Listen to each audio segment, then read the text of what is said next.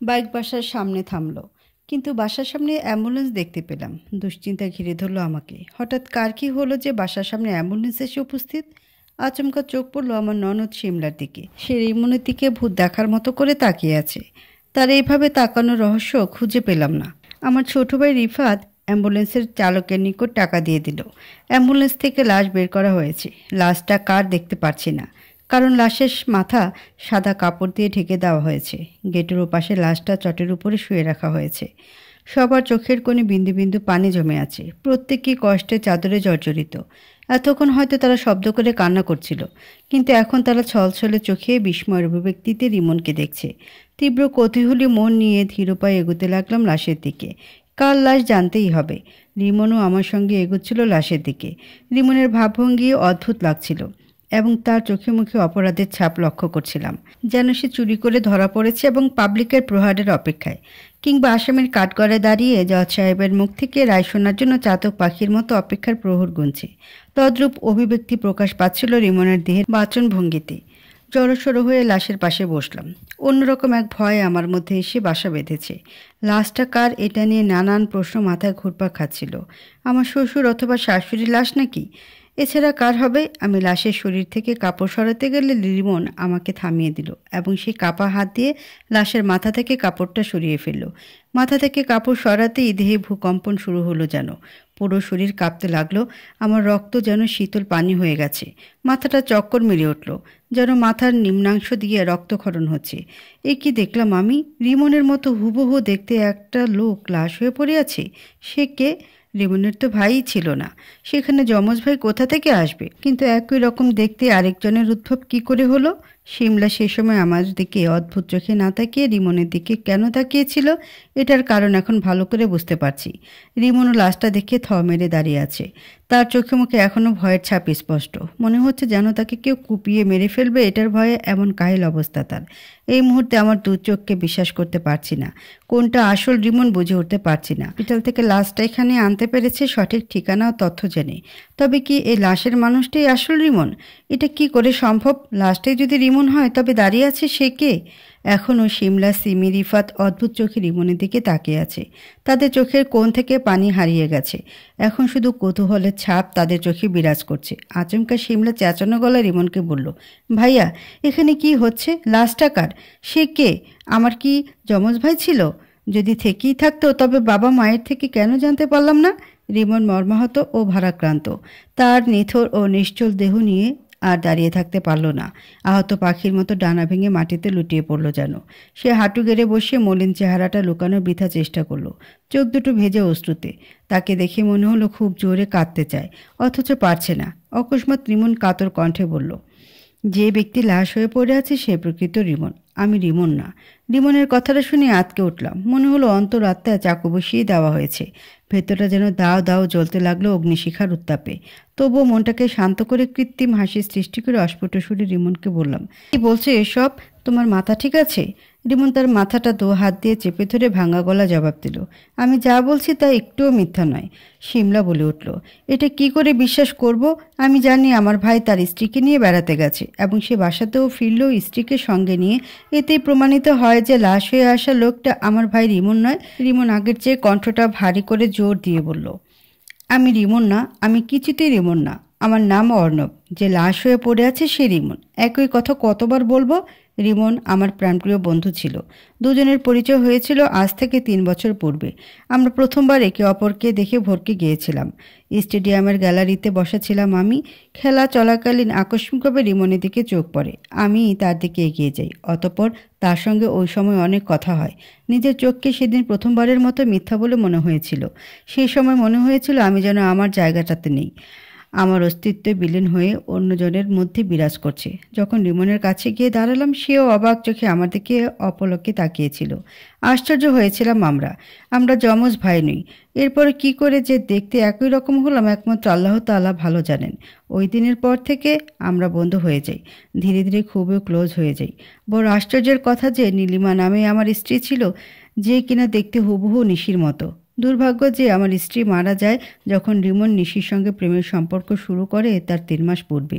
রিমন নিশির সঙ্গে প্রেম করার পর আমাকে বলেছিল নিশিকে অবাক করে দিতে বিয়ের পর কোনো একদিন ওর বাসায় আমাকে নিয়ে যাবে, কিন্তু সেই সুযোগ ও দিন কখনোই আসেনি। মূলত রিমন কাজের চাপে আমাকে কখনোই তার বাসাতে নিয়ে যাবার সুযোগ পায়নি, এমনকি নিশির সঙ্গেও সাক্ষাৎ করতে দেয়নি। তবে ফোনে নিশিকে অনেকবার দেখেছি। নিশিকে দেখে ভাবতাম এটা আমার স্ত্রী নীলিমা। রিমন প্রায় 50 লক্ষ টাকা ঋণ ছিল, টাকাগুলো শোধ করবে কিভাবে এটা নিয়ে খুব টেনশন করতো। আমাকে প্রায় দিনই বলতো দরকার পড়লে কিডনি বিক্রি করে নিজের ঋণ শোধ করবে। আমার খুব ইচ্ছা করতো তাকে টাকাগুলো দিয়ে সাহায্য করতে, কিন্তু আফসোস আমার আর্থিক অবস্থা এমন ছিল যে 1 লক্ষ টাকা দিয়ে যে হেল্প করবো সেই টাকাও ছিল না। রিমনকে আমি শুধু একবার বলেছিলাম বাড়িটা বিক্রি করে দিতে। এ কথা শুনে সে রেগে গিয়েছিল। বাড়িটা নাকি নিশির নামে অনেক আগেই উইল করে দিয়েছে। নিশির প্রতি অগাধ ভালোবাসায় সে বাড়িটা বিক্রি করতে চায়নি। নিশিকে বিয়ে করার 7ম দিনের দিন রিমন সকাল সকাল বাসা থেকে বের হয় এবং আমার বাসায় আসে। ধানমন্ডির দিকে চলছিলাম দুজন। হঠাৎ বাইকটা থামিয়ে দিল 10-12টা গুন্ডা টাইপের যুবক। যদিও আমার চোখে ছেলেগুলোকে প্রথমে গুন্ডা মনে হয়নি, তারা দ্বিধায় পড়ে গিয়েছিল আমাদের দুজনকে দেখে। রিমন গুন্ডাগুলোকে চিনতে পেরে স্বীকারোক্তি দেয় যে সেই প্রকৃত রিমন এবং আমাকে সে তার কাছ থেকে চলে যেতে বলে, কিন্তু আমি যেতে চাচ্ছিলাম না। রিমন কসম দিয়ে বলার কারণে চলে যেতে হয়। জায়গা থেকে প্রস্থান করতে বাইক নিয়ে চললাম। জায়গাটা থেকে সরে আসতে মনে হলো কাজটা ঠিক করিনি। লোকগুলো কিসের জন্য রিমনকে আটকে রাখলো? তারা তো রিমনের শত্রু হতে পারে এবং রাগে মারধরও করতে পারে। তখন তো রিমনের অবস্থা কাহিল হয়ে যাবে। তাকে লোকগুলোর থেকে সেভ করা জরুরি। বেশি কিছু আর না ভেবে বাইক নিয়ে রিমনের নিকট চললাম, কিন্তু পৌঁছেই দেখি রিমন মাটিতে শায়িত, সদ্য গলা কাটা মুরগির মতো দাপাদাপি করছে। তার বুকে 5-5টা চাকু ঢুকিয়ে দেওয়া হয়েছে। রক্ত দিয়ে রাস্তার একাংশ ভিজে একাকার। আমার বুকটা ফেটে যাচ্ছিল। বাচ্চাদের মতো করে কান্না করে যাচ্ছি। কি করব বুঝে উঠতে পারছি না। মৃত্যু পথযাত্রী রিমন আমার হাতটা শক্ত করে ধরে থরথরে কাপা গলায় থেমে থেমে বলল, আজ এক্ষুনি তুই আমার বাসা যাবি। তুই নিশি রিমন হবার নাটক করবি। তাকে বুঝতে দিবি না নিশি রিমন মারা গেছে। সময় সুযোগ বুঝে তাকে বিয়ে করে নিস। রিমনের কথাকে গুরুত্ব না নিয়ে তার বুক থেকে চাকুগুলো বের করে রাস্তার একপাশে ছুঁড়ে মারলাম। এরপর আমার শার্ট দিয়ে তার বুকটা শক্ত করে বাঁধলাম। এরপর তাকে হসপিটালে নিয়ে গেলাম। হসপিটালে ভর্তি করা হলো। ডাক্তার অপারেশন করার পর বলেছিল বাঁচার সম্ভাবনা 1%। রোগী কোমায় চলে গেছে। 2 দিনের মধ্যে জ্ঞান ফিরলে বোঝা যাবে সে বাঁচবে কিনা, না হলে তাকে ফেরানো যাবে না। রিমন কোমায় চলে গেলে বিকেলের দিকে হসপিটাল থেকে বের হই। সিদ্ধান্ত নেই রিমনের বাসায় যাব, কিন্তু রিমনের বাসায় গেলে নিশির থেকে রক্ষা পাওয়া যাবে না। অপ্রীতিকর ঘটনার সম্মুখীন হতে হবে। এই জন্য সিদ্ধান্ত নিলাম আমার বাসায় আশ্রয় নেওয়া ফ্রেন্ডের সাহায্য নিব। হ্যাঁ, সিমি আমার বেস্ট ফ্রেন্ড। তাকে আমি আমার স্ত্রী নীলিমার মতোই বিশ্বাস করি।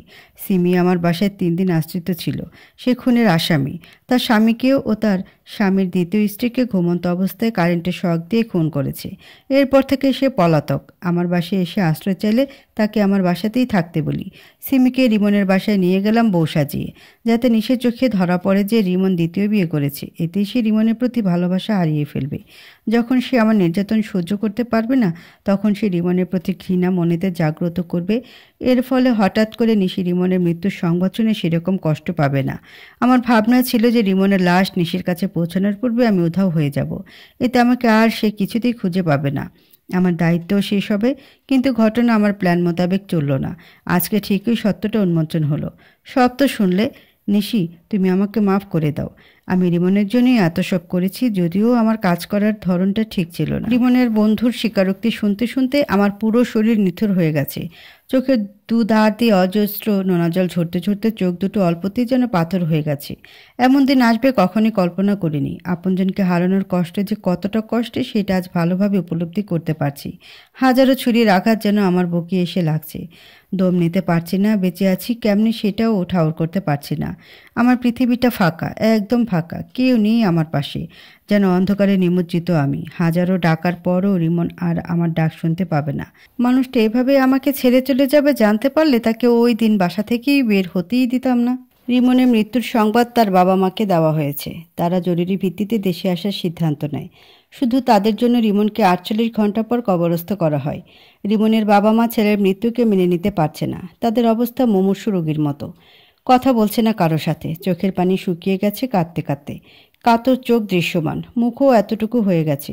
তাদের মলিন চেহারা দেখে তাকাতেই আমার দম বন্ধ হয়ে আসছে। আমারও চোখের পানি সেই তখন থেকে অবিরাম ধারায় ঝরে চলছে। এখনও ঝরছি। দুঃখ যেন কিনে নিয়েছি আমি, দুঃখ বিলাসীর খাতায় নাম লিখে নিয়েছি যেন। সারা জীবন দুঃখের সাগরে তরঙ্গ হয়ে একুল ওকুল স্থানান্তরিত হতে হবে। আমার বুকের মাঝে যে পরিমাণ দুঃখের আগুন দাও দাও করে জ্বলছে সেটা দুনিয়ার কোনো পানিতেই নেবে না। রিমনকে কতটা ভালোবাসি সেটা সেই দিনই উপলব্ধি করতে পেরেছিলাম। রিমন দ্বিতীয় বিয়ে করেনি, এমনকি ওটা রিমন ছিল না। এরপরও তো তাকে রিমন ভেবেছিলাম। সে দ্বিতীয় বিয়ে করেছে জানার পর তার প্রতি রাগ হয়েছিল, তবে কেন যেন তাকে ছেড়ে যাবার ইচ্ছা জাগেনি। তার বাজে আচরণে উল্টাপাল্টা সিদ্ধান্ত নিলেও একসময় তার কাছেই ফিরে এসেছিলাম। এই সবাই আসলে তার প্রতি অগাধ ভালোবাসার কারণেই সম্ভব হয়েছিল। আর আজ সব সত্য প্রকাশিত হয়ে গেল। রিমন যে আমাকে পাগলের মতো ভালোবাসত সেটা আবারও প্রমাণ পেলাম। এই বাড়িটা বিক্রি করে দিলে রিমনকে আজ জীবন দিতে হতো না, আমাকে বিধবা হতে হতো না, চোখের জলও ঝরতো না। অথচ সে আমাকে ভালোবাসত বিধায় বাড়িটা বিক্রি করেনি। আমার নামে লিখে দেওয়া বাড়িটা বিক্রি করে দিলে আমি কষ্ট পেতাম, থাকার জায়গা পেতাম না। এটাই ভেবে রিমন বাড়িটা বিক্রি করেনি। কিন্তু সে নিজেকে বুঝতেই পারেনি। সে হয়তো জানতো না যে আমার নিকট তার চেয়ে অর্থ সম্পদ কোনো ক্রমে বড় নয়। আমি যদি রিমনের ঋণের ব্যাপারটা একবারও জানতে পারতাম তাহলে কখনোই এই বাড়িটা বিক্রি করা নিয়ে দ্বিতীয়বার ভাবতে হতো না। যে কোনোভাবে বাড়িটা বিক্রি করে রিমনের ঋণ পরিশোধ করতাম। 3 দিন পর আমার শ্বশুর শাশুড়ি আবারও লন্ডন চলে গেল। যাবার আগে শাশুড়ি আম্মা আমাকে বলে গেল, একাকী জীবন কাটানো খুবই কষ্টের মা। তোমার যদি মনে হয় নিঃসঙ্গতায় নিজেকে তিলে তিলে শেষ করে দিবে তবে বিয়ে করো না। আর যদি মনে হয় এক মুঠো সুখ নিয়ে বাকি জীবন কাটাবে তবে বিয়ে করে নিও। তবে বিয়ে করার পূর্বে মানুষটাকে যাচাই বাছাই করে নিও। অর্ণবকে আমার নিজের ছেলে বলেই মনে হয়। এও মনে হয় যে রিমন মরেনি, সে অর্ণবের মাঝে বেঁচে আছে। তাকে আমি নিজের ছেলে হিসেবে স্বীকৃতি দিয়েছি। রিমনের বাবাও স্বীকৃতি দিয়েছে। আমাদের দুজনের ইচ্ছা তার সাথে তোমার বিয়ে হোক। কিন্তু এখনই না, তুমি সময় নাও। অর্ণবের সম্পর্কে জানো, তাকে ভালো করে চিনো। তারপর অর্ণবকে ব্যাপারটা বলিনি। 3 মাস পর আবারও দেশে আসব। সেই সময় অর্ণবকে বিষয়টা খুলে বলবো। শাশুড়ি আমার কথাগুলো চুপ হয়ে শুধু শুনছিলাম। তার কথার হ্যাঁ না কোনো জবাবই দিতে পারেনি। তবে এটা সত্য যে আমার মনেও প্রশ্নের সৃষ্টি করে যে সত্যি কি রিমন মারা গেছে? আমার মন তো বলে রিমন জীবিত আছে এবং সে অর্ণবের মাঝে বিরাজ করছে। হয়তো অর্ণব ব্যাপারটাকে ধোঁয়াশায় পরিণত করেছে। অর্ণব নিজেকে রিমন হিসেবে পরিচয় না দিয়ে অর্ণব হিসেবে পরিচয় দিচ্ছে বিশেষ কোনো কারণে, আর সেই কারণটা আমার অজানা। তবে এও প্রশ্ন জাগে যে যদি রিমন মারা না গিয়ে থাকে তাহলে যে মরেছে সে কে? সে কি অর্ণব? আর এই অর্ণবই রিমন? এত সব প্রশ্ন মাথার ভিতর ঘুরপাক খাবার পর মনেতে আসে রিমনের ভালো লাগা মন্দ লাগা বিষয়গুলো। রিমন নীল শাড়ি পছন্দ করতো না, অথচ সেদিন আমি নীল শাড়ি পরে তার সামনে হাজির হয়েছিলাম। এতে সে রাগের বদলে আরও খুশি হয়েছিল। আমাকে নীল শাড়িতে দেখে মুগ্ধ হয়েছিল। যদি সে রিমনই হতো তাহলে আমাকে দেখে মুগ্ধ না হয়ে রেগে যেত। আমাকে মেকআপ করতে দেখলে রিমন বেজায় রেগে যেত। অথচ সেদিন মেকআপ করা হলে অর্ণব রাগলো তো নাই, উল্টো আমাকে দেখে মন্ত্রমুগ্ধের মতো তাকিয়েছিল।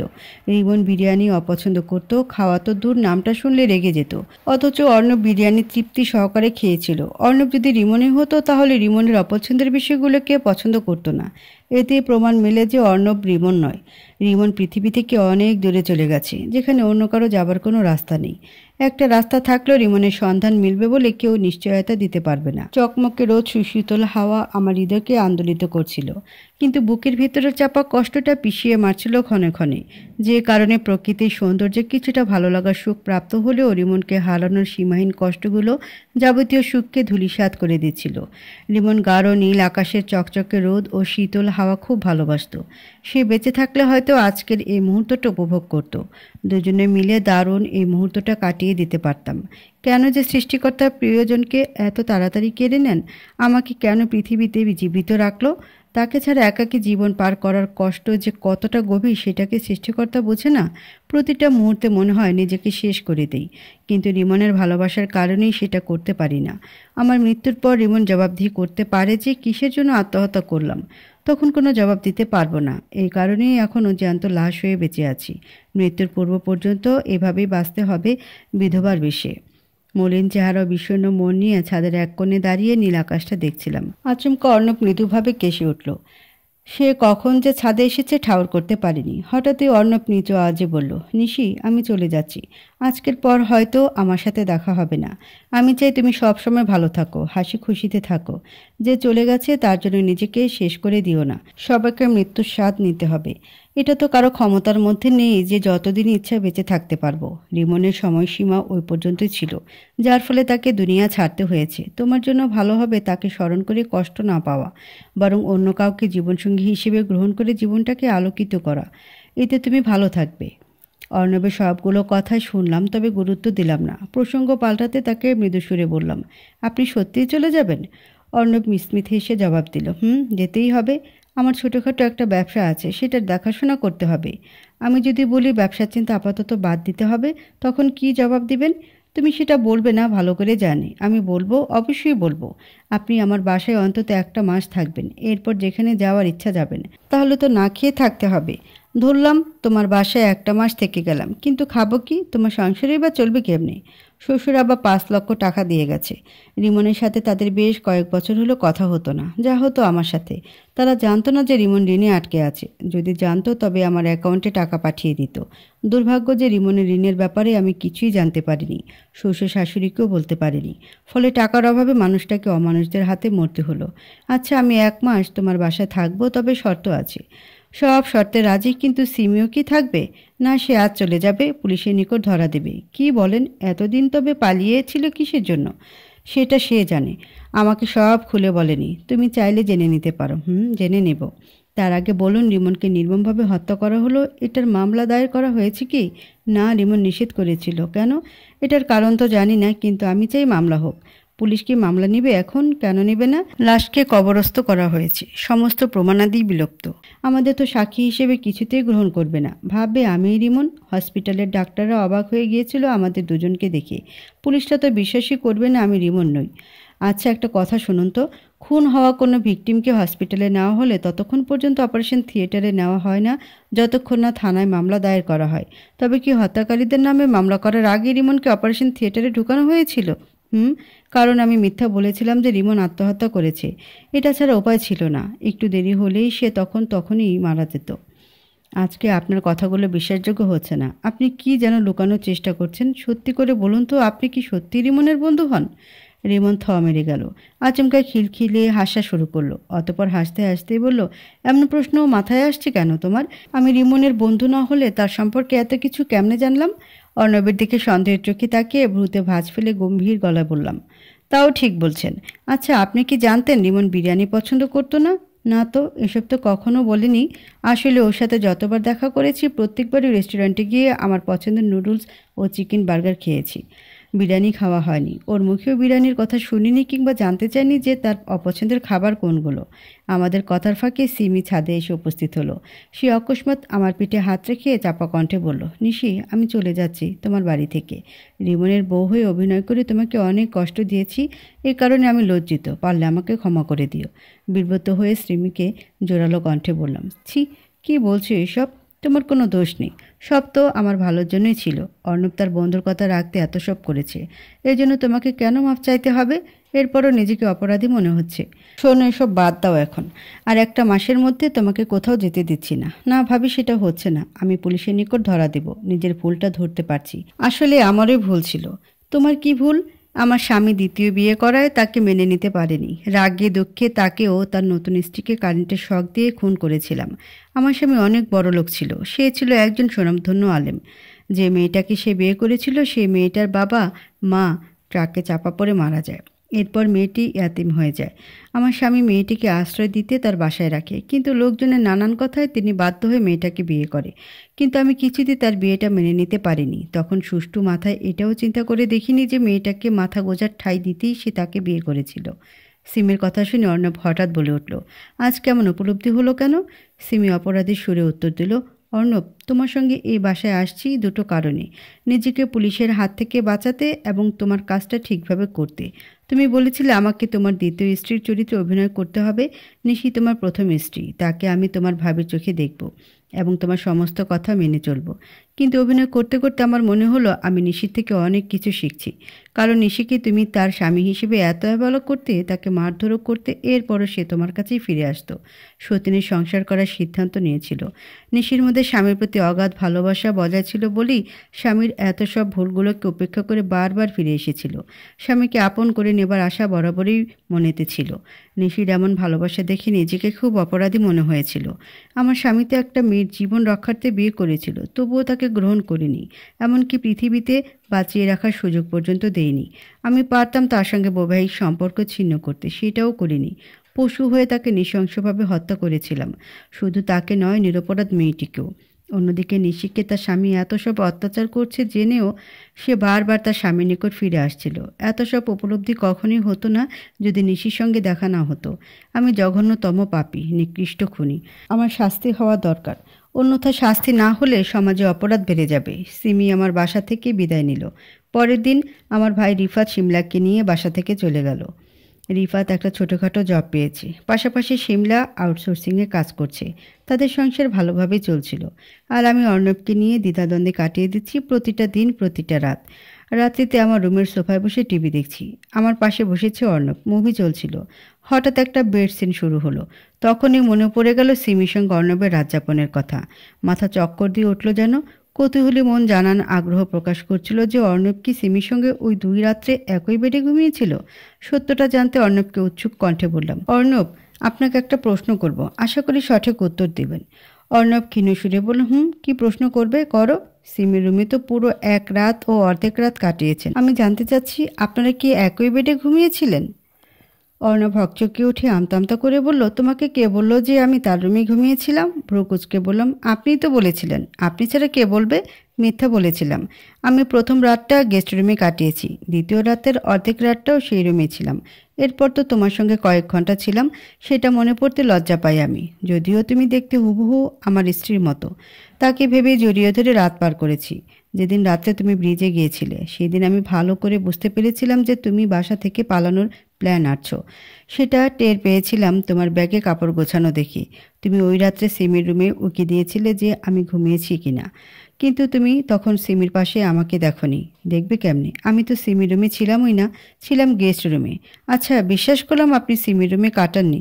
তবে একটা কথা বলুন তো, আমি তো সেই রাত্রে বাইরে থেকে আমার রুমের দরজা বন্ধ করে দিয়েছিলাম। আমার রুমে আপনি শুয়েছিলেন, দরজা বন্ধ করেছিলাম যাতে দরজা খুলে বাইরে না আসতে পারেন এবং আমি সহজে আত্মহত্যা করতে পারি। কিন্তু আপনি আমার হাতের আঙ্গুল কাটার পর চিৎকার শুনে কেমনে দরজা ভেদ করে বাইর হলেন? জবাবে অর্ণব মিষ্টি হেসে বলল, তুমি তো ভালো করে জানো সিমিকে বাসায় এনেছিলাম যাতে সে রিমনের বউ হয়ে অভিনয় করে এবং আমার সমস্ত কথা মেনে চলে। ওই রাত্রে যখন আমার সঙ্গে তুমি রাগ দেখিয়ে রুম থেকে বেরিয়ে গেলে এবং বাইরে থেকে দরজাটা বন্ধ করে দিলে, তখনই বুঝেছিলাম অপ্রীতিকর ও অপ্রত্যাশিত কিছু ঘটিয়ে ফেলবে। এটা বুঝতে পেরে সিমিকে ফোন দিয়েছিলাম যাতে সে দরজাটা খুলে দেয়। দরজাটা খুলে দিলে রুম থেকে বের হই এবং তোমাকে ফলো করতে থাকি। তুমি কি করো না করো সেটা চুপিসারে দেখছিলাম। যখন দেখলাম তুমি বিরিয়ানির রান্নায় ব্যস্ত হয়ে পড়েছ, তখন সিমির সঙ্গে আড্ডায় মেতে উঠলাম। কিন্তু হঠাৎ করে যখন তোমার চিৎকারের শব্দ শুনতে পেলাম, তখন ছুটে গেলাম তোমার কাছে। অবাক হয়ে অর্ণবকে বললাম, ও তাহলে এই ব্যাপার? অর্ণব মুচকে হাসলো। এরপর বলল, প্রথম রাতের ঘটনাটা খুলে বলি, শুনবে? কোনটা? ওই যে ব্রিজের ঘটনা। বলেন। তুমি বাইকে করে ব্রিজে পৌঁছেছ যখন বখাটে জানোয়ারের উত্ত্যক্ত শিকার হলে এবং একজন বাইকওয়ালা তোমাকে বখাটের হাত থেকে রক্ষা করলো। সেই রক্ষাকারী বাইকওয়ালা কে ছিল জানো? কপালে কৌতূহলের ছাপ ফেলে বিস্ময়ের কণ্ঠে বললাম, কে ছিল? অর্ণব জবাব দিল, সেটা আমিই ছিলাম। তুমি বাসা থেকে বের হবার পরপরই তোমার পিছু নেই। তোমার পিছু পিছু যেতেই দেখি পুলিশ চেকপোস্ট বসিয়েছে এবং সেখান থেকে তুমি একটা বাইকে উঠছো। এরপর ব্রিজে পৌঁছেতেই দেখতে পাই সেই বখাটে লোকটা তোমাকে উত্ত্যক্ত করছে। বুঝতে পেরে চিৎকার করে বলেছিলাম, কে ওখানে? তারপরের ঘটনা তো মনেই আছে তোমার। বখাটে চলে যাবার পর আমিও বাইক চালিয়ে কিছুটা পথ এগিয়ে যাই। এরপর বাইক থামিয়ে পরনের ফুল শার্টটা খুলে বাইকের উপরে রাখি। এরপর একটা মাস্ক মুখে লাগিয়ে ব্রিজের এক পাশে দাঁড়াই এবং মিছিমিছি ফোনে কথা বলতে থাকি। আমি ভালো করে জানতাম যদি সরাসরি তোমার কাছে গিয়ে বলি বাড়ি চলো, তাহলে কখনোই যেতে রাজি হতে না, উল্টো রেগে যেতে। এই জন্য কৌশল অবলম্বন করে তোমার মনটা নরম করি। এরপরই তো তুমি আমার দরদ মাখা ভালোবাসার কথা শুনে বাসায় ফিরে এলে। আমার বুদ্ধির প্রশংসা করতেই হবে তোমাকে, কি বলো? ভ্যাবাচাকা খেয়ে গেলাম। সেদিন রাত্রে সমস্ত ঘটনার পিছে অর্ণব ছিল আজ জানতে পারলাম। হতভম্বের ভাব কাটিয়ে উঠে একগাল হেসে অর্ণবকে জবাব দিলাম, আসলে আপনার বুদ্ধির তারিফ না করলে অন্যায় হয়ে যাবে। অর্ণব অন্যমনস্ক হয়ে ফের নিচু সুরে বলল, নিশি, তোমার সাথে এই বাড়িতে আছি 28 দিন হলো, আর 2 দিন পরে চলে যেতে হবে। আমি সিদ্ধান্ত নিয়েছি বিদেশ চলে যাব। দেশে মন টিকছে না, দেখি বিদেশে কাটালে কেমন লাগে। অর্ণব বিদেশ চলে যাবে শুনে বুকটা কেমন করে ঝাঁকি মেরে উঠল। মনে হলো আমি যেন মূল্যবান কিছু হারিয়ে ফেলার সংবাদ পেলাম। এই মূল্যবান কিছুটা আসলে আমার ভালো থাকার সম্বল। সে চলে গেলে কিভাবে দিন কাটবে ভাবতে পারছি না। পরক্ষণে মনে হলো, আরে সে তো আমার আপনজন কেউ না, স্বামীর বন্ধু সে। আমার জন্য একটা মাস এখানে ছিল, এটাই তো অনেক কিছু। তারও তো ব্যক্তিগত জীবন আছে। আমার জন্য তো সে তার নিজের জীবনটাকে হেলায় হেলায় জলে ডুবিয়ে দিবে না। কিন্তু মনটাকে মানাতে পারছি না। মনে হয় অর্ণব আমার খুবই আপন কেউ। তাকে রিমন বলেই মনে হয়। একই রকম দেখতে, এমনটা মনে হয় স্বাভাবিক। শুধু চেহারাতে মিল নয়, তার হাসিতে, অভিমানে, কান্নায়, রাগে, চালচলনে, হাঁটাচলা, প্রায় সব কিছুতে মিল। যদি সে সারাটা জীবন আমার পাশে থাকতো তবে কতই না খুশি হতাম। অর্ণবকে কৃত্রিম হাসির সমন্বয়ে জবাব দিলাম, বিদেশ যাবেন? খুব ভালো সিদ্ধান্ত। তো কোন দেশে যাবেন? অর্ণব মৃদুসুরে বলল, টাকা জোগাড় করতে আরও কয়েক মাস লেগে যাবে, তাই বিদেশ যেতে সময় লাগবে। যাব কোনো প্রসিদ্ধ দেশে না, মালয়েশিয়াতে যাব। আচ্ছা ঠিক আছে, কিছু মনে করবেন না। আমার আর টিভি দেখতে মন চাচ্ছে না, ঘুমের ভাব হচ্ছে, ঘুমাবো। আচ্ছা যাচ্ছি আমি। অর্ণব রুম থেকে বের হয়ে গেল। তার চলে যাওয়াতে নিজেরই কষ্ট হলো। তার সঙ্গে একই রুমে বসে থাকা সম্ভব হচ্ছিল না। তাই বাধ্য হয়ে ঘুমের নাটক করলাম। বুকটা ফেটে যাচ্ছিল। সে বিদেশ চলে যাবে কথাটি আমাকে না বললেও পারত। আমাকে একটু আগে সে যেন হাজারো তীরের আঘাত দিয়ে আহত করেছে। আহত মন ও দেহ নিয়ে আর্তনাদ করা ছাড়া কোনো পথ নেই আমার। দিনে দিনে কষ্ট জমিয়ে চলছি। কষ্ট জমানো ছাড়া কোনো কাজ নেই যে আমার। মনের মানুষ জীবন থেকে হারিয়ে গেলে সুখ নয়, প্রতিটা মুহূর্তে দুঃখ ও কষ্ট দেখা সাক্ষাৎ দিয়ে যায়। দুঃখ বিলাসী নারীর কষ্টই তো নিত্যসঙ্গী। মধ্যরাতে আচমকা ঘুম ভেঙে গেল। ঘুম থেকে জাগতে দেখি পুরো ঘর অন্ধকার।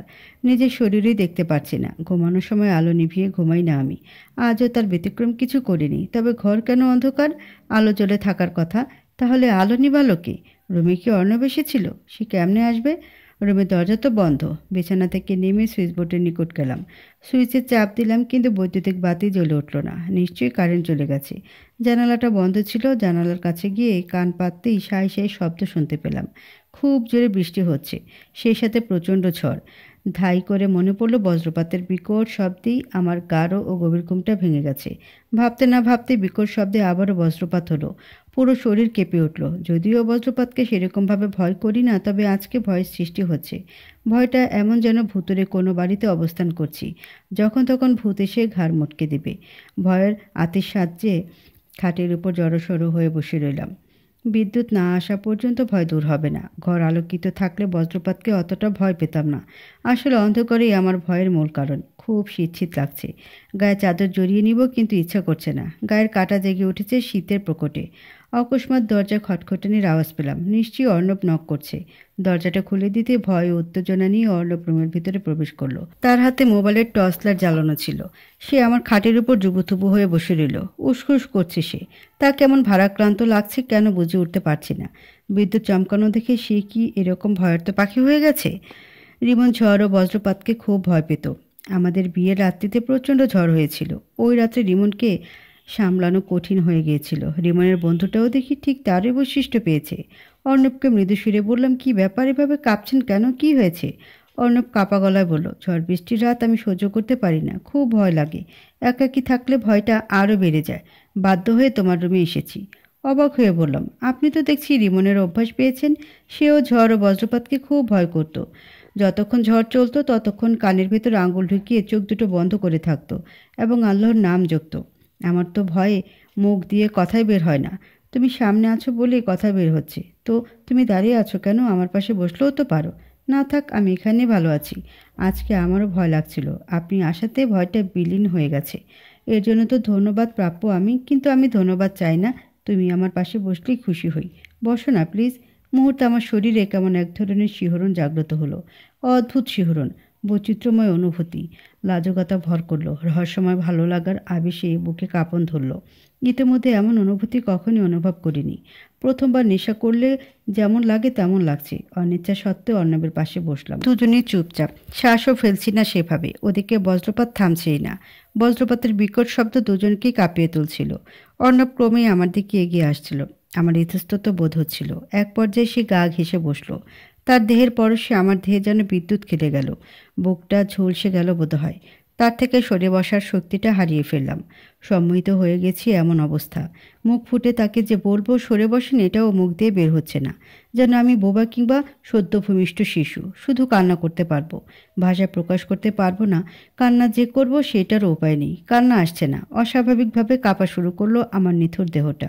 মনে হচ্ছে অর্ণবের নিকট নিজেকে সঁপে দিতে যাচ্ছি। মানুষটা আমার ডান হাতটা ধরে ফেলল। হাতটা তার গালে নিয়ে পরেশ বোলাতে লাগলো। অতপর আমার আঙ্গুলের অগ্রভাগ তার ঠোঁটের মাঝে প্রবেশ করিয়ে নিল, আলতোভাবে চুষতে লাগলো। ভয়ানক অবস্থার মাঝে আমি, পুরো দেহ অবশ হয়ে গেল আমার। অর্ণব ফিসফিসিয়ে আদুরে গলায় আমাকে বলল, এই হাতের পরশের কথা কি মনে পড়ে?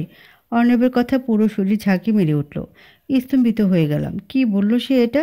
তার কথার কোনো অর্থ খুঁজে পেলাম না। তাকে প্রশ্ন করতে যাব, অমনি সে আমাকে তার বাহুতে আবদ্ধ করে নিল। ক্ষণিককাল তার বুকের জমি আমাকে জড়িয়ে রেখে ছেড়ে দিল। আমার অবস্থা এমন যেন আমি 0°C তাপমাত্রার পানিতে ডুবন্ত অবস্থায়। নিজের দেহকে টিকিয়ে রাখতে পারছি না। সেখানে কথা বলার শক্তি কই পাবো? কথা বলার সুযোগকে যেন পাচ্ছি না অর্ণবের মৃদু অত্যাচারে। অর্ণব আমাকে আবারও অবাক করে দিয়ে তার ঠোঁটদ্বয় আমার ঠোঁটে দাবিয়ে দিয়ে লম্বাভাবে চুম্বন রেখা অঙ্কন করে দিল। সে আমাকে ছেড়ে দিল ঠিকই, আমার পুরো দেহকে আগুনে জ্বালিয়ে দিল যেন। অঙ্গার হয়ে গেলাম, হতভম্ব আমি। এবার নিস্তব্ধ। তাকে কিছু বলতে পারছি না, বলার সামান্যতম ইচ্ছাটুকুও নেই। অর্ণব ফিক করে হেসে বলল, এই চুম্বন কতদিন পর পেলে জানো? 1 বছর 11 মাস পর। কি মনে পড়ে? এ কথা শুনে কেন যেন চোখের দুধারে পানি জমে গেল। দুঃখের না সুখের পানি বলা মুশকিল। ক্ষণিক পরেই দু চোখের কোণ ঘেঁষে শীতল এ পানির স্রোতধারা বিন্দু বিন্দু ফোঁটা হয়ে গড়িয়ে গাল ভিজিয়ে দিল। অর্ণব তার আঙ্গুলের অগ্রভাগ দিয়ে অশ্রুজলের বিন্দু কণাগুলো গাল থেকে মুছে ফের তীক্ষ্ণ কণ্ঠে বলল, এত ঘাবড়িও না, যা বলেছি সত্যি বলেছি এবং ঠিকই শুনেছ। কথাটি বলেই সে আমাকে বিছানায় শুয়ে দিল। তার মনোবাসনা কি এটা এখন ভালো করেই বুঝতে পারছি। নিথর দেহটা মুহূর্তের মধ্যে তেজস্দীপ্ত হয়ে উঠল। জগতের যাবতীয় রাগ যেন আমার দেহের প্রতিটা কোষে ও মস্তিষ্কে এসে জড়ো হলো। অগ্নিমূর্তি। আমি রাগে অগ্নিশর্মা হয়ে অর্ণবের গালে সজোরে থাপ্পড় লাগিয়ে দিলাম। অর্ণবের গালে হাত। সে গোল গোল চোখে আমার দিকে তাকিয়ে রইল। আমি দাঁতে দাঁত চেপে কটমট করে ক্ষিপ্ত সুরে বললাম, লম্পট, এই ছিল আপনার মনে? এতদিন এসবের জন্য কি এই বাসাতে থাকতে বলেছিলাম? ছি, এমন একজন মানুষের জন্য সেদিন আমি তাহাজ্জুদের নামাজের পর আল্লাহর নিকট প্রার্থনা করে বলেছিলাম, অর্ণবের প্রতি আমার মনে যেন প্রকৃত ভালোবাসা জাগে। রিমনকে যেরকমভাবে ভালোবেসেছিলাম তাকেও যেন সেরকমভাবে ভালোবাসতে পারি। একাকিত্বের জীবনকে আমি আর নিতে পারছি না। সারা জীবন একা কাটিয়ে দিতে পারতাম, কিন্তু অর্ণবের মুখের দিকে তাকালে মনে হয় রিমন মরেনি, অর্ণব হয়ে বেঁচে আছে। অর্ণবের অস্তিত্বের কারণেই আমি একাকী থাকতে পারছি না। তাকে ছাড়া মনে হয় আমি নিজেই অস্তিত্বহীন। আমার অবশ মনটা বলে ওঠে অর্ণবকে রিমন মনে করে যেন ভালোবাসতে শুরু করি। হে প্রভু, তুমি অর্ণবের প্রতি আমার মনে ভালোবাসা তৈরি করে দাও। তার মনেও যেন আমার প্রতি ভালোবাসা জন্মে। আসলে এমন প্রার্থনা করা ছিল আমার বড়সড় বোকামি কাজ, যার তার জন্য প্রার্থনা করা ঠিক না। আপনি হচ্ছেন নিকৃষ্ট প্রাণী, নারীদের সম্মান দিতে জানেন না। ভেবেছিলাম আপনার ছায়ায় থেকে রিমনকে হারানোর কষ্ট ভুলে যাব, কিন্তু আপনি যে এতটা নিজ জানা ছিল না। আমার এত সব কথা শুনে অর্ণব যেন রাগে ফোঁসফোঁস করতে লাগলো। আমাকে আবারও খাটের সাথে ঝাপড়ে ধরে রাখলো। অতঃপর আমার শরীরের উপরে তার দেহ স্থাপন করলো। ওই অবস্থাতে অস্ফুট সুরে বলতে লাগলো, আমি তোর প্রথম স্বামী, সো আমি যা চাইবো তাই করব, তুই বাধা দিতে পারবি না। আমি যদি তোমাকে সারা জীবন আমার বুকের মাঝে জড়িয়ে রাখি তবুও তুই কিচ্ছু বলতে পারবি না। তোকে নিয়ে যদি পুতুল খেলা খেলি তবুও না, অন্তত আমার ক্ষেত্রে না। দুনিয়ার বাকি স্বামীরা কি করে সেটা তাদের ব্যাপার। আমার রাজত্বে যা হবে সব নিজের ইচ্ছায়, আমার নিজস্ব নিয়ম অনুযায়ী তোকে নিয়ে সিংহাসনে পরিচালনা করব। এটা সম্পূর্ণ নতুন ধারায়। কথাটা শোনা মাত্র মাথা ঘুরে উঠল। শিম শীতল রক্তকণাগুলো যেন উত্তপ্ত হয়ে গেল। মাথা ঘোরার পাশাপাশি মনে হচ্ছিল মগজ টকবক করছে। অর্ণবের কথা শুনে অদ্ভুত রকমের অভিব্যক্তি নিয়ে তার চোখ বরাবর দৃষ্টি নিক্ষেপ করলাম। সে আমার স্বামী কথাটি শুনে একবার রাগের সৃষ্টি হলো, আরেকবার হাসির মিশ্র প্রতিক্রিয়া নিয়ে তার মৃদু অত্যাচার সয়ে যাচ্ছিলাম। অর্ণব আমার মধ্যমা আঙ্গুল তার জিহ্বাতে নিয়ে আঁচড় কাটছে। এবার এমনটা করা বন্ধ করে দিল যখন সে আমার চেহারাতে পুনরায় দৃষ্টি স্থাপন করলো। আমাকে সে অবাক হতে দেখে কপট রাগ সুরে বলল, কি বিশ্বাস হয় না যে তুই আমার স্ত্রী? আমি তোর প্রথম স্বামী? হবার কথা হতো না। আজ থেকে 1 বছর 11 মাস পূর্বে তুই আমার স্ত্রী ছিলি, কিন্তু রিমন তোকে আমার থেকে ছিনিয়ে নিয়েছে। ও হো, ভালোবাসার মানুষকে কারো থেকে ছিনিয়ে নেবার কষ্টটা যে কতটা গভীর যদি রিমন বুঝতো। সে তোকে আমার কাছে থেকে ছিনিয়ে নেবার পূর্বে তোর সঙ্গে অনেক বড় ধরনের অন্যায় করেছিল। কি সেটা জানিস? জানি, সেটা তোর অজানাই থাকবে। তবে তোর ছোট ভাই ঠিকই জানে। বিশ্বাস না হলে জেনে নিস তার থেকে। এর পূর্বে আমার থেকে শোন, রিমন কি অন্যায় করেছিল তোর সঙ্গে। তোর মস্তিষ্ক থেকে পুরো 13 মাসের স্মৃতি বিলীন করে দিয়েছে। এটা যেন তেন অন্যায় নয়, ক্ষমার অযোগ্য অন্যায়। জীবন থেকে মূল্যবান 13টা মাসের স্মৃতি নষ্ট করে দেওয়া মানে অনেক কিছু হারিয়ে ফেলা, দূরে ঠেলে দেওয়া স্পেশাল মানুষদেরকে। বলেছিলাম না যে নীলিমা নামে আমার স্ত্রী ছিল, যে দেখতে হুবহু তোরই মতো? এবং বলেছিলাম আমার সেই নীলিমা 1.5 বছর আগে মারা গেছে। সেই নীলিমা অন্য কেউ নয়, সেটা তুই। সে মৃত, আসলেই তো মৃত। যবে থেকে রিমন তোর হয়ে গেল তবে থেকে আমার জীবন থেকে নীলিমা নামের মেয়েটি মৃত্যুবরণ করেছে। এরপর আমি সেই নীলিমার কাছে ফিরে এসেছি বিশেষ কারণে। ভাবছিস এতদিন কেন তোর নিকট আসলাম না? কারণ রিমন আমাকে পুলিশের হাতে ধরিয়ে দিয়েছিল মাদক ব্যবসায়ী হিসেবে দোষী সাব্যস্ত করে। অথচ আমি এসবের মধ্যে জড়িত ছিলাম না। আমার সাথে তোর প্রেম চলাকালীন রিমনের আগমন ঘটেনি। যখন তোকে বিয়ে করলাম তখনই রিমন আমার জীবনে বন্ধু হয়ে এলো। সে তোকে সামনাসামনি না দেখলেও দূর থেকে ঠিকই দেখতো, এমনকি ফলো করতো। আমার জীবন থেকে তোকে কেমনে সরানো যায় এটার জন্য রিমন সব রকমের চেষ্টা চালিয়ে যায়। আমার নামে মিথ্যা মামলা করে এবং তার কারণেই পুলিশের হাতে ধরা পড়ে যায়। ফলশ্রুতিতে 1 বছর 10 মাস কারাগারে কাটাতে হয়। যখন আমি কারারুদ্ধ, সেই সময় রিমন একজন মেডিসিন চিকিৎসকের সাহায্যে তোর মস্তিষ্ক থেকে স্মৃতি বিলীন করে দেয়। ওই দিনের পর রিমনকে দেখতে পেয়ে তুই স্মরণ করতে পারিসনি যে এই লোকটাকে পূর্বে কোথাও দেখেছিস কিনা। সেই সুযোগে রিমন তোকে ইমপ্রেসড করার চেষ্টা করতে থাকে। এক পর্যায়ে সে তোর মন জয় করতে সক্ষমও হয়। চলতে থাকে তোদের প্রেম। দীর্ঘ 1.5 বছর প্রেম চলার পর তোরা বিয়ে করে নিলি। আর আমি কারাগারে কাটিয়েছি কতই না কষ্টে, যন্ত্রণায়। দীর্ঘশ্বাস ফেলে নিজেকে সান্ত্বনা দিয়ে গেছি প্রতিনিয়ত। বুকে চেপে রাখা সহস্র কষ্ট নিয়ে রাত পার করে দিয়েছি। বুক ফাটা কান্নায় আর্তনাদ করতে গিয়েও পারিনি। দীর্ঘ 1.5 বছর কারাভোগ করার পর কারাগার থেকে মুক্তি পেয়ে যাই। কিন্তু ততদিনে অনেক দেরি হয়ে গেছে। তোকে তার আগে রিমন বিয়ে করে নিয়েছিল। আমি যেদিন কারাগার থেকে মুক্তি পেলাম সেদিন ছিল তোদের বিয়ের 6ষ্ঠ দিন। ওই দিন পরই অর্ণব থেমে গেল। সে এখনও আমার দেহের উপরে শায়িত। তার ঠোঁটদ্বয় আমার গলায় ডুবিয়ে দিতে লাগলো। এতক্ষণ অর্ণবের কথাগুলো বাকরুদ্ধ হয়ে শুনছিলাম। কথাগুলোর আঘাতে বারংবার আহত হচ্ছিলাম। আহত প্রাণীর মতো ভেতরে ভেতরে ডুকরে কেঁদে মরছিলাম। অর্ণবের কথা বিশ্বাসযোগ্য না হলেও নিজেকে তার প্রথম স্ত্রী ভাবতে কেন যেন ভয় লাগছিল, আবার অজানা ভালো লাগার সৃষ্টি হচ্ছিল। যদি সত্যি সত্যি তার স্ত্রী হয়ে থাকি তবে কিছুতেই সে আমাকে শান্তিতে বাঁচতে দিবে না। রিমনের প্রতি জমে থাকা সমস্ত রাগ আমার উপরে খাটাবে। অবাক হচ্ছে অর্ণবের এই কথা শুনে যে রিমন আমার মস্তিষ্ক থেকে 13 মাসের স্মৃতি উধাও করে দিয়েছে। এটা কিছুতে বিশ্বাসযোগ্য নয়। তবে আজ থেকে 1.5 বছর পূর্বের ঘটনা সত্যিই আমার মনেতে আসছে না। যেন স্মৃতিশূন্য সময় কেটে গেছে। অর্ণবের পরশে এখন আর ইতস্তত বোধ লাগছে না। শুরু শেষ সময়ে তার পরশে যে অনুভূতি সৃষ্টি হয়েছিল সেটাও হারিয়ে গেছে। এখন যাবতীয় ভয় এসে জড়ো হয়েছে মস্তিষ্কে ও মনে। সে আমাকে শাস্তি দেবে কি দেবে না এটা নিয়ে বড়সড় দুশ্চিন্তায় ডুব দিলাম। অর্ণব বলছিল আমার সঙ্গে রিমনের বিয়ের 6ষ্ঠতম দিনে সে কারাগার থেকে মুক্তি পায়। এর পরদিনে সে কি করেছিল সেটা সে বলল না। না বলে থেমে গিয়ে নিজের খায়েশ মেটানোর চিন্তায় ব্যতিব্যস্ত হয়ে পড়ল। অর্ণব তো আজ রাত্রি শুরুতে টিভি দেখার সময় বলেছিল আমাদের বিয়ের 7ম দিনে সে রিমনকে হসপিটালে ভর্তি করেছিল। তারপর কি করেছিল সেটা তো অজানা নয় আমার। সিমিকে রিমনের ভুয়া বউ বানিয়ে এই বাসায় এনেছিল। এগুলো ছাড়া আর কি করেছিল সে? না দ্বিধায় আক্রান্ত হয়ে গেলাম। দ্বিধার কারণে গাঢ় ভয় অবশ করে দিচ্ছিল আমাকে। ভয় ক্রমেই প্রবল হচ্ছিল। ভয়ের আতি সাহায্যে চোখ ফেটে যেন রক্ত রস বের হচ্ছিল। অর্ণবকে জোর করে সরিয়ে দিব দেহ থেকে। সেটার জন্য যথেষ্ট শক্তি দরকার, যা আমার দেহে নেই। নারীদের যেটুকু শক্তি শরীরে বিরাজ করে সেই শক্তি দিয়ে অর্ণবকে দমন করা সম্ভব নয়। আমার দেহে যে পরিমাণ শক্তি ছিল সেই পরিমাণ শক্তি ভয়ে, লজ্জায়, অজানা শিহরণে ও কষ্টে বিলীন হয়ে প্রায় শূন্যের কোঠায় অবস্থান করছে।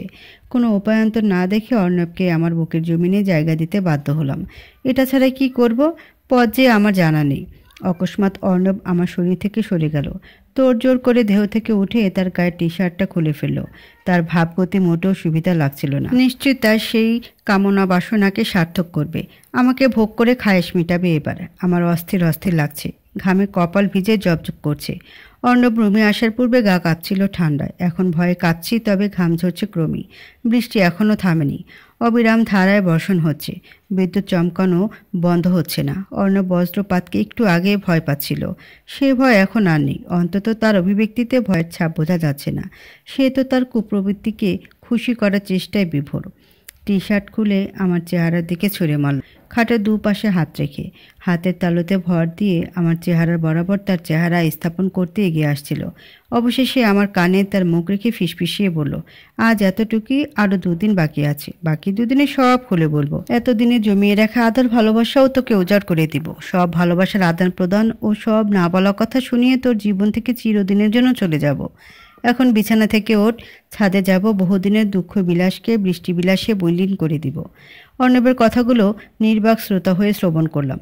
হ্যাঁ না কিছু বললাম না তাকে। মনটা বলে উঠল, অর্ণব পাহাড় সমান রাগ জমে রেখেছে মনে, যে রাগের সবটুকু নিশির উপরই প্রয়োগ করবে। অর্ণব বৃষ্টিতে ভিজতে চাচ্ছে, এমন সাহস তার হলো কেমনি? বজ্রপাতের ভয় কি সত্যি সত্যি বিলীন হলো তার? আমার এই মুহূর্তে বিছানা ছেড়ে উঠতে মন চাচ্ছে না। বজ্রপাত, অর্ণব ও ঝড়, তিনটার ভয় আমাকে জড়পদার্থ বানিয়ে ফেলেছে। অর্ণব দাঁতে দাঁত চেপে থ মেরে দাঁড়িয়ে আছে। মনে হচ্ছে কত শত রাগ তার মনে। আমাকে কাঁচা চিবিয়ে খেলে সেই রাগগুলো হয়তো দূর হবে তার। বিছানা থেকে উঠছে না দেখে অর্ণব আমার হাতটা শক্ত করে ধরে টানতে লাগলো। এর ফলে আর সম্ভব হলো না বিছানাতে শুয়ে থাকা। অর্ণবের পিছু পিছু যেতে হলো। সে ছাদে নিয়ে গেল। ঝড় নেই, তবে অঝোর ধারে বৃষ্টি বর্ষণ হচ্ছে। বৃষ্টির ফোঁটাগুলো এক একটা বরফের দলার নেয়। গায়ে পড়তে মৃদু আঘাতে পুরো শরীর শিরশির করে উঠছে। অর্ণব হাত ছাড়েনি এখনও। তার প্রতি আমার ভয়ও কাটেনি। নিরীহ প্রাণীর মতো তার পদতলে উপবিষ্ট আমি। এরকম মনে হচ্ছে নিজেকে, যখন তখন গিলে খেতে পারে আমাকে। এইসব দুশ্চিন্তার অবসান হলে বাঁচি। তার ভয় যতটা না কাবু, তার চেয়ে বেশি দুশ্চিন্তায়। অর্ণবের খালি গায়ের দিকে তাকানোর সাহস হচ্ছে না। তবুও চোখ পিটপিট করতে করতে 2-3 বার নজর গেল। চোখ তার বুক বরাবর যেতেই আমার বুকের মাঝখানে ভূতা কষ্টে এসে হানা দিল। অন্ধকারে তার বুকটাকে বৃষ্টির পানিতে তৈরি ছাদের মতো লাগছে। হুবহু রিমনের মতো তার দেহের গড়ন। হয়তো এই কারণে কষ্টের উদ্ভব হলো। রিমনের সব কিছুর সঙ্গে অর্ণবের হুবহু মিল। আমার গায়ে শাড়িটা নেই। ছাদে আসতেই সে গা থেকে শাড়িটা খুলে ছুঁড়ে ফেলে দিয়েছিল। বৃষ্টিতে কাক ভেজা হয়ে তার দিকে ভুলে লুকিয়ে কয়েকবার দেখে নিয়েছি, আর সে অপলকে আমার পুরো শরীরকে গিলছে। লজ্জায় তার দিক থেকে নজর ফিরিয়ে উল্টো দিক হয়ে দাঁড়িয়েছি। অর্ণব আমাকে ধাই করে আষ্টে পৃষ্ঠে তার বুকে জড়িয়ে নিল। তার দেহের মাঝে পুতুল হয়ে অবস্থান করতে হলো। যতক্ষণ না সে ছেড়ে দিবে ততক্ষণ তার পরশের তিক্ত সুখ লুটিয়ে নিতে হবে। আমার ভেজা চুল তার চেহারার সাথে জড়ানো। পিছন থেকে জড়িয়ে ধরে সে তার ঠোঁট দিয়ে আমার ঘাড় ও বৃষ্টির পানিতে জর্জরিত চুলগুলোতে পরশ বুলিয়ে দিচ্ছে। অপ্রত্যাশিতভাবে এত জোরে বজ্রপাত হলো যে মনে হলো ছাদের এক কোণে বুঝি অগ্নিকুণ্ডলী নিক্ষিপ্ত হয়েছে। আতঙ্কে ভয়ে আটকে উঠে ও মা রে বাঁচাও বলে চিৎকার করে উঠলাম। অর্ণব বজ্রপাতের বিকট শব্দে ও বিদ্যুতের ঝলকানো আলোকের ফলশ্রুতিতে আমাকে তার বুকের মাঝে এত শক্তভাবে জড়িয়ে নিল যে মনে হলো দুজনে একই দেহের অংশ হয়ে গেছি। আমার শরীর কাঁপা শুরু হলো ফের। লাটিমের মতো ঘুরছি বলে মনে হলো। অর্ণবও কাঁপছে। সে কাঁপা গলাতে আচমকা নরম কণ্ঠে বলল, তোমার এই শরীর এতদিন লিমনের সম্পত্তি ছিল। ভাবতে আমার কষ্টে বুকটা ক্ষতবিক্ষত হয়ে যাচ্ছে। চাকু দিয়ে কুচি কুচি করে বুকটা কেটে ফেলেও হয়তো এতটা কষ্ট পাবো না যতটা কষ্ট পাই এটা মনে হতে। পুরুষ মানুষ এখানে পরাজয় বরণ করে যখন তার মনের মানুষকে অন্যজনের সংস্পর্শে দেখে। তারা সব পরাজয় হাসি মুখে মেনে নিতে পারে, এ পরাজয়কে নয়। নীলিমা, তুমি কেন রিমনের হলে? যখন তুমি আমার স্ত্রী ছিলে তখন তোমাকে নিশি বলে জানতাম না, নীলিমা হিসেবে জানতাম, তাই নীলিমা বলে ডাকছি। উত্তর দাও নীলিমা, কিসের জন্য রিমনের হলে তুমি? ওহো, আমি তো ভুলেই গেছি যে এতে তোমার দোষ নেই। তুমি তো স্মৃতি হারিয়ে ফেলেছিলে। আসলে এটা আমার ভাগ্যের দোষ। তুমি আমার কপালে ছিলে না, তাই তো আমার স্ত্রী হয়েও অন্যজনের হয়ে গেলে। অর্ণব কথাটি বলে উচ্চস্বরে কাঁদতে লাগলো। অবুঝ শিশুদের মতো করে কাঁদছে। তার কান্নায় আমার অন্তরাত্মাকে কাঁপিয়ে তুলল। হৃৎপিণ্ড লাফাচ্ছিল। আমার কাঁধে তার মুখটা ঠেসে ধরে আছে এবং ওই অবস্থাতে কেঁদে যাচ্ছে। পুরুষ মানুষ সহজে কাঁদে না। যখন কাঁদে তখন মনে হয় যাবতীয় কষ্টগুলোকে ভুলে যেতে কাঁদছে। তাকে কি জবাব দেব বুঝে উঠতে পারছি না। আমার দোষের জন্যই কি সে দুঃখী? আমি কি তার দুঃখের ভাগিদার হব? আমার তো কোনো দোষ নেই, এরপরও তার দুঃখের ভাগিদার হতে রাজি। মানুষটার জন্য এই মুহূর্তে খুব মায়া লাগছে। এক সময় এই রকম মায়ায় জন্ম হয়েছিল রিমনের জন্য। এমন মায়ার মোহে জগতের প্রতিটা নারী জীবনের রঙিন মুহূর্তে জড়িয়ে পড়ার নেশায় সুখ স্বপ্ন বুনতে থাকে হৃদয়ে। আমি হয়তো দ্বিতীয়বারের মতো এমন সুখ স্বপ্নে জালে জড়িয়ে পড়তে যাচ্ছি। যদি ভাগ্যের নির্মমতা আমাকে পুনরায় গ্রাস না করে, তাহলে হয়তো অর্ণবের থেকে পাওয়া ভালোবাসায় সারা জীবন সুখে কাটিয়ে দিতে পারবো। ভাবতে না ভাবতে অর্ণব আমার শরীর থেকে সরে গিয়ে ধাক্কা মেরে ফেলে দিল। লুটিয়ে পড়ে রইলাম ছাদের উপরে। ভরকে গেলাম। থমকে ওঠা চেহারা অন্ধকারে অর্ণবের অভিব্যক্তি বোঝার চেষ্টা করছিলাম। সে ক্রন্দনরত অবস্থায় বলতে লাগলো, বৃষ্টির মতো করে আমিও বর্ষণ করছি জলধারা। আকাশের কষ্ট যেমন কেউ বুঝে না, আমার কষ্টটাও কেউ বুঝবে না, তুমিও না। তোমার কাছে এসে ক্রমশ কষ্টকে আপন করে নিচ্ছি। আমি কষ্টকে আর মেনে নিতে পারছি না। 2টা দিন পার হলেই নিস্তার পাই। জানো কত ভালোবাসি তোমাকে। এতটাই ভালোবাসি যে শত কষ্ট সহ্য করেও এ বাসায় থেকে যাচ্ছি, কারণ তুমি একটা মাস এ বাসায় থাকতে বলছো।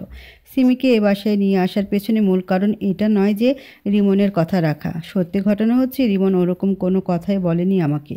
রিমনকে তো আমি নিজ হাতে খুন করেছি। যে মানুষটাকে খুন করেছি সে মানুষটার আবদার কিসের জন্য মেনে নিব? সিমিকে এই বাসায় এনেছিলাম বিশেষ কারণে।